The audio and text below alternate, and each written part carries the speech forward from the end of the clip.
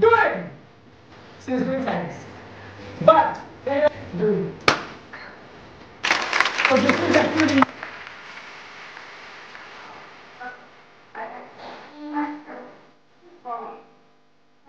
বিড়লা মিউজিয়ামে এই যে বেলুন শোটা করছি, এটার মেন উদ্দেশ্য হচ্ছে যে কত সহজে এই যে আমরা যে কোনো জায়গায় বেলুন খুব ইজিলি পেয়ে যেতে পারি, এই ইজিলি অ্যাভেলেবেল বেলুনটাকে নিয়ে তুমি বিজ্ঞানের যত সূত্র আছে, যত তত্ত্ব আছে, যত নীতি আছে, সেগুলো কত সহজে আমরা তাদের কাছে পৌঁছে দিতে পারি।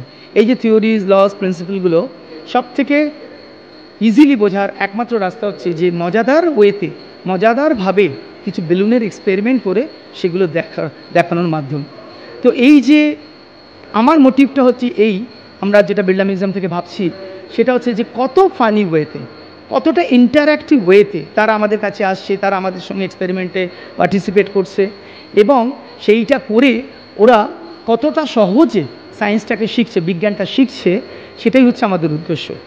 আর তার জন্য আমরা এয়ার প্রেশার থেকে শুরু করে, আমরা একদম বার্নাউলিস প্রিন্সিপাল থেকে শুরু করে, আমরা ফ্রিকশন থেকে শুরু করে, falling body has no body থেকে শুরু করে, স্কাই ডাইভ যখন করবে তাদের কীরকম ফিলিং হয়, সেগুলো সব বেলুনের মাধ্যমে আমরা ওদের দেখাচ্ছি।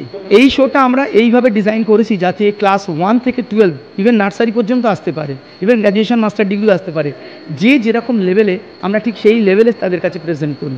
বেলুন হচ্ছে সস্তা এবং খুব সহজ প্রাপ্য।